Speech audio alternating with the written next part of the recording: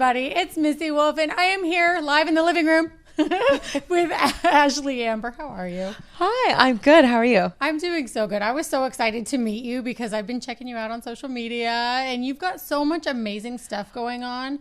So tell me what made you want to get into country pop? I grew up in Thornton, Colorado, which is the suburbs of Denver, and where I'm from, there's lots of farmland, lots of stuff, and everybody listened to country. Everybody listened to pop country, and everybody listened to top 40. And so I just grew up listening to country music and grew up listening to top 40. And it's just something I fell in love with. I fell in love with, Faith Hill and Shania Twain and Leanne Rimes, just so many incredible powerhouse females. And then also can't forget some of the males like Tim McGraw. Yes. I was a huge Tim McGraw. I still am a huge Tim McGraw. Right. He's a beautiful man. Right. So yeah, I've always wanted to be a country singer, but if I'm being honest, there isn't a lot of representation for somebody who looks like me, and I just didn't think that it was possible. I just didn't think that the country genre would embrace somebody like me. So I kind of went off and started doing other things with music and just performing anywhere I could, because as a singer, sometimes you just got to work if you want to eat and put gas in the car. Yes. You got to take a job. And so I started doing musical theater, and then I would sing rock, I would sing R&B, I would sing pop, I would sing country, just anything that I could. And then a few years ago, I met my manager, Don, and he's waving behind the camera. He's waving. And I was performing, and I'm known for doing a Whitney Houston celebration. And he saw the show, and he came up to me after the show and just was like, "You're so amazing, you're beautiful, you're so talented, your stage presence." He's like, "I would love to work with an artist like you."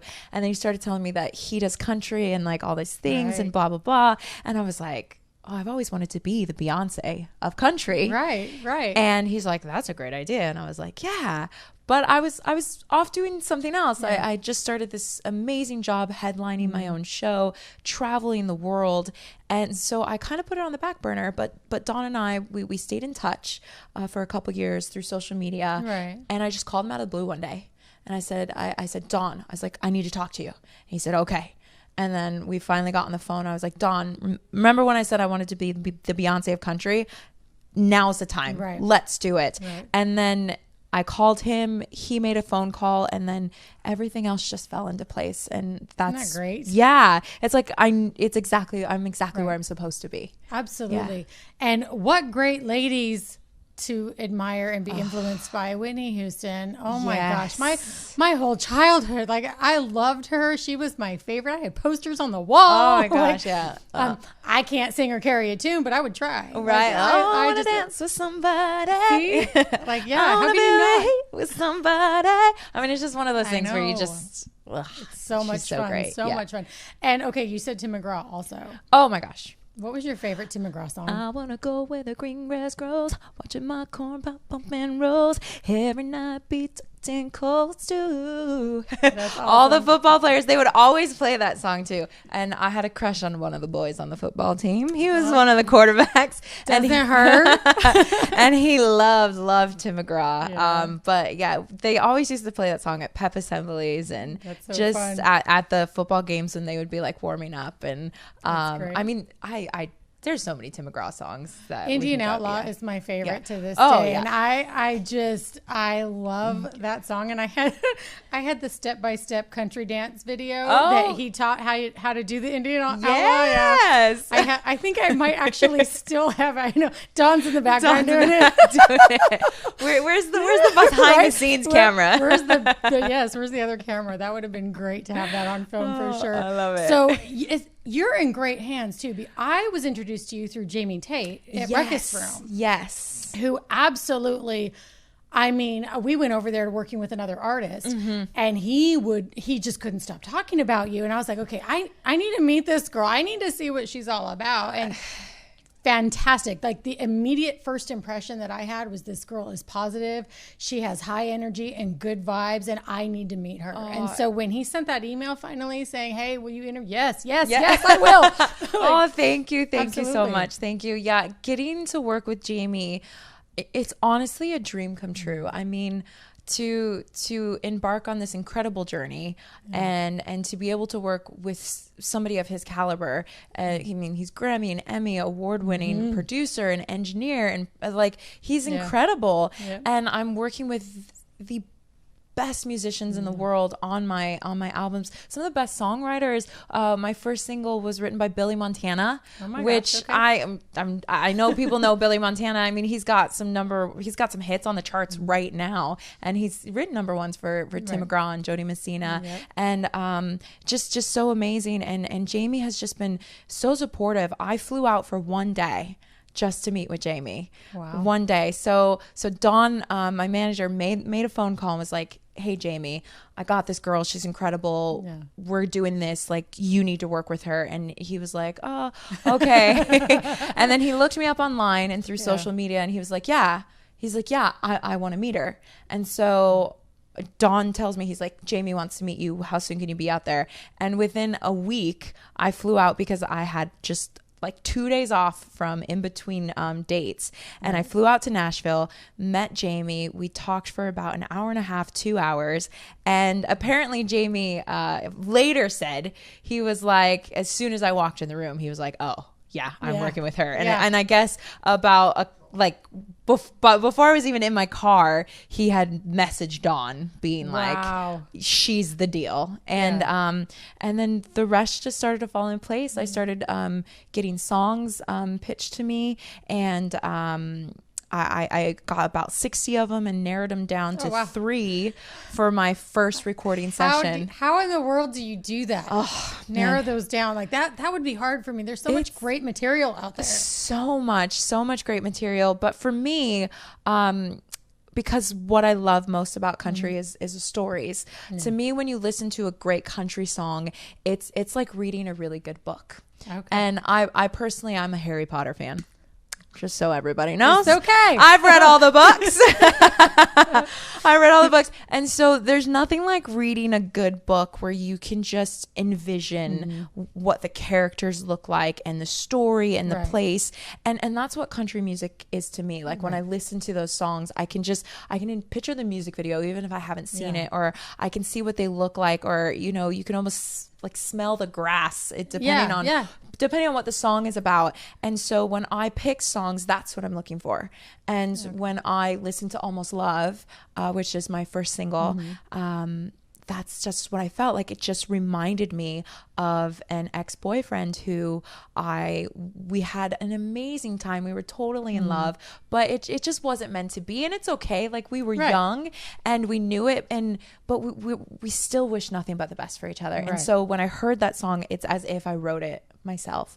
And so that's how I went through and narrowed the 60 songs down to just the first 3 by doing it like that. And that's how I do it. How long did it take you to do that? It took it took like a month, because I kept having to go back. I was like, okay, yes, this one, definitely this one. Okay, yes, this one. Oh, wait, where did this one come from? This is amazing. Okay, hold on. And then I took my favorites, and then from there I narrowed it down. And then I just picked 3. And then when I went back for my second session, then I went back to the favorites that I had and then recorded out of those ones. So it was it's just been fun. I'm having a blast. I love that you're having fun. And I mean, it definitely shows. And you just came from a recording session today too, didn't you? Yeah, we were recording a bunch of social media content and in the studio with some videography and some live vocals with Tony, my guitarist, who's here today. And we did about, I think, 10 songs. Nice. 10 mini clips and just getting all kinds of material for social media and showing my range and my influences. So all the songs we did are influenced. So it's not just country, but it's some clips of Michael Jackson, even Britney Spears, because Britney Spears was the first album I ever bought with my own money. Was it? Oh my goodness. Yes. I used to get albums for Christmas and stuff, but with my own lunch money, I went and bought Britney Spears, her debut album. Fun. So don't judge me. I think, okay, you're probably going to laugh, but I think the first album I bought on my own, because my mom would get me stuff for Christmas and, birthdays. The first one, I went to Warehouse Music and I bought Wham's Oh my God. Yeah, Faith. And it was just it was just amazing. And I just, man, I love that man. And I love Andrew Ridgeley. I had like the biggest crush. I should show you my stuff before you go. Oh my gosh, I would love it. I freaking love Wham. Like they're my favorite. And now that we have the I don't want to say her name because she's going to talk to us. But the Amazon Alexa. Oh, okay. If I say it too loud, she's going to like start talking to us in the other room. But she plays it all the time for me, and I love it because that's one of the things about the digital music and those iTunes and all of that, where you can get any type of music right at your fingertips these days. Absolutely. And it's so much easier because when we were kids, we had to go out and buy everything in physical format. And they still had the singles where you get the single and then it had the B-side. Yes. So I even remember with Britney, she had Baby One More Time, and then I think the second single was like Soda Pop or something like that. Like you just would get the two, which it's not a thing anymore because people just go to Spotify and Apple Music and I love that, and I still have all of mine because I'm just that girl. I'm a collector, but I've even got them all on vinyl. I've got the singles on vinyl too, which is fantastic. I love it. I'm not aging myself at all on this camera, really. No, I swear. You're not. I have a vinyl collection too. See, okay, good. So it's totally cool. I inherited it from my dad, and so I have this huge vinyl collection, and I'm now starting to add to it with new stuff.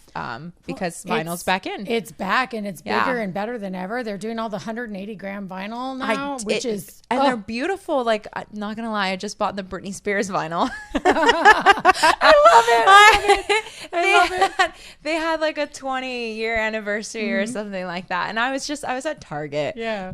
I hope you guys love Target. I love Target. I know, right? Right. I was at Target and I was just shopping. I don't know what I was there. Sometimes I just go to Target for fun because it's a really great place to go, and store. You can't get out of there without spending a fortune. You can't, typically, because you find so much great stuff. You can't. But so I was just walking, and I was walking down the aisle, and I was not even looking for music. I was looking, I think, for bins because I just bought a house, and so I was walking, and then all of a sudden there's this pink, like big, pink big record, and it's got a see-through case, and Britney's on it, and I was like, oh, right. I was like, is this an anniversary edition? And I grabbed it. There was 2 left, and I put it in I didn't even look at the price. I was like, and getting. Yes. I've done that a million times, especially when I see anything Bon Jovi. I'm like, oh, that's coming home. Yeah, like, I don't even care if I already have one. I'm having another, just in case something happens to the other one. I've got a backup. You've got to be prepared. Yeah. Oh my gosh, this has been so much fun talking to you. But I know that you have your guitarist here. I do have my guitarist. Would you like to sing some music for our fans? I would love to sing some music. All right. Yes. Guys at home, don't go anywhere. We're going to take a quick little break, and we're coming back, and they're going to have music for you. Cool. So this first song I'm going to share with you guys is called Almost Love, and it is my very, very first single, and I hope you guys enjoy.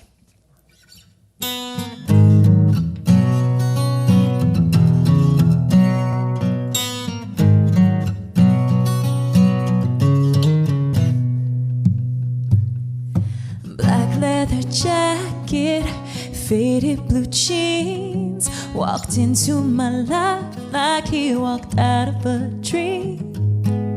Look at him, couldn't help but think that boy was made for me. He lit up my heart like the 4th of July.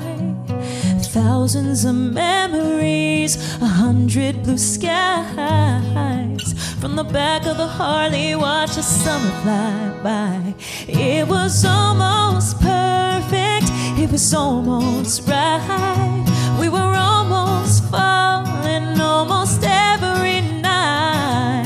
We would have made it if close was close enough. I could almost taste it, it was almost love.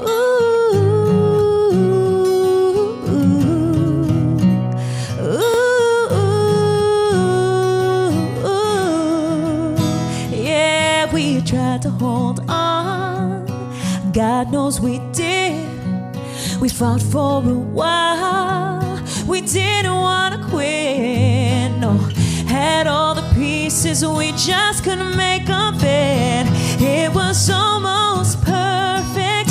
was almost right. We were almost falling almost every night.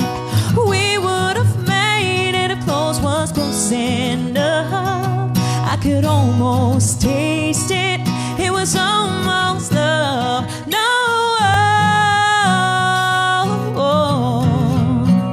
it was almost love. No,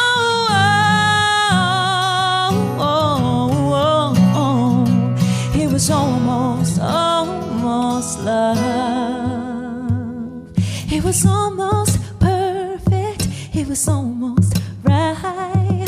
We were almost falling almost every night. We would have made it if close was close enough. I could almost taste it. It was almost love. Said I could almost taste it. It was almost love. No.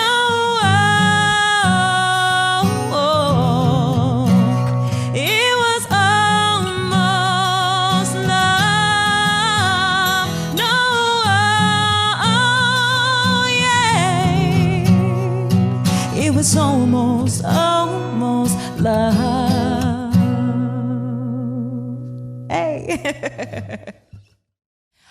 So this next song I want to share with you guys is called My Revenge, and it is my second single, and I absolutely love this song. And again, I have Tony here backing me up on guitar, and I hope you guys enjoy this acoustic version.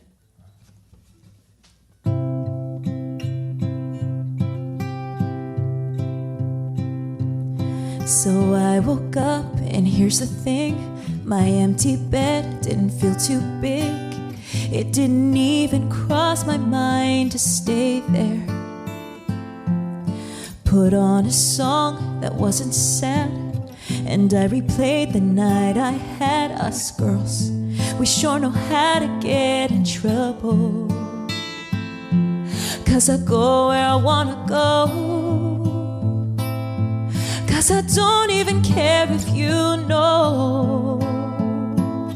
And that's my revenge, that I'm happy again, that I can go for days on end without thinking about you. And I'm sure that when I see you out again, I'll be fine and I'll say hi without a thing to prove.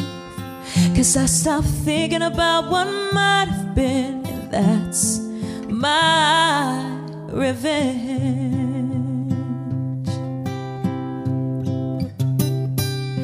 It's true, at times there's things I miss, but there's too much water underneath this bridge, and I don't know if I really ever loved you.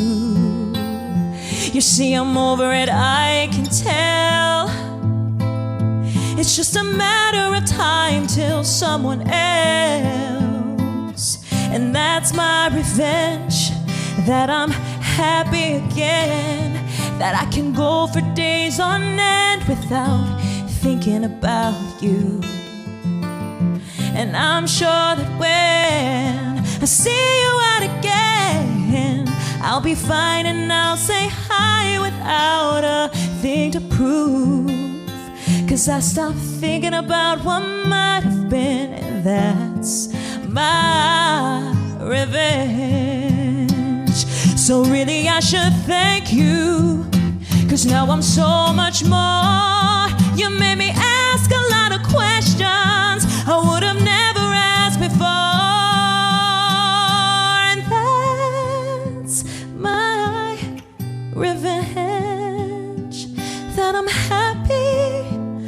I'm happy again, and that's my revenge, that I'm happy again. I'm sure that when I see you out again, I'll be fine and I'll say hi without a thing to prove. 'Cause I stopped thinking about what might have been. Yeah, I stopped thinking about what might have been, and that's my revenge.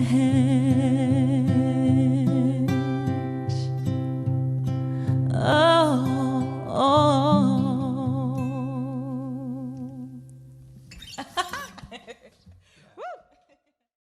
Hey everybody, it's Missy Wolf. Welcome back. Wasn't that amazing? Oh my gosh, Ashlie, you are so great. Oh, thank you so much. Thank you. Thank you. You're just killing. I'm sitting back there on the couch and I'm taking pictures and video and I'm like, this girl is so great. Now I have to know, do you have PR too? Do you also work with PR? Actually, we're just starting to work with some PR. Okay. Yes. We have a lot of, recently a lot of press stuff coming out, have some exciting press stuff coming out, since I've been here this week in Nashville, and there's just some really exciting things happening. And I don't even know what to say because I just released Almost Love just a little over 6 months ago, and the response and the amount of people tagging me and the amount of playlists and getting written up in articles of people that I didn't even know they knew I existed. it's just overwhelming and humbling, and I'm feeling so much love right now. You should. Yeah. And the reason I asked about PR is because watching you, I'm thinking, oh my, this girl is like a PR dream. And I mean, I work with so many different PR companies because that's who I got to contact to get interviews. Of course. But I'm just thinking there's going to be a ton of people fighting to represent you because you really have that amazing energy and your talent level is through the freaking roof. Oh, thank you. I adore you. I adore you. But thank you so much. We didn't get a chance to talk about your goals and what you have coming up in the future because we were talking about all of the influence and what got you started. But I want to know where you want to go. Well, I mean, I have some pretty big ambitions, and if my manager Don, he's definitely my biggest cheerleader, and he's got even bigger ambitions than I thought that I had, and he's back there doing the cheerleader dance. You guys, you can't see him. Because he sees in you what everybody else does. Yeah, it's just amazing. But one of my biggest goals is, country music lately has been a very male dominated genre of music. And I know this is a topic that a lot of people are talking about, but it's true. And it's a conversation that we need to have because, if you have a Spotify playlist that has 50 of the top country songs and only 7 slots are female representation, I mean, that's a shame. That's an issue, right? And there's so many talented women out there. So